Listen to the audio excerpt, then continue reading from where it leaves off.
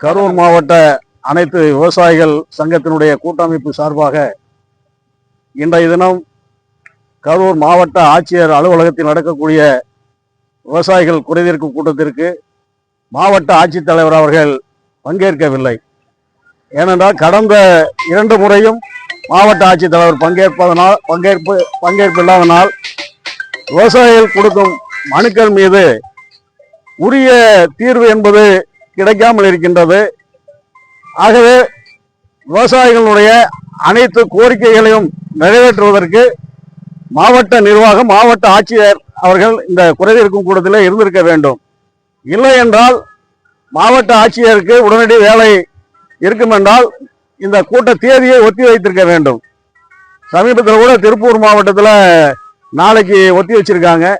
ஆகையால சம்பந்தப்பட்ட மாவட்ட நிர்வாகம் உடனடியாக மறு தேதி அறிவிச்சு இந்த கூட்டத்தை நடத்த வேண்டும் என்று விவசாயிகள் சங்கத்தினுடைய கூட்டமைப்பு சார்பாக கேட்டுக்கிறோம்.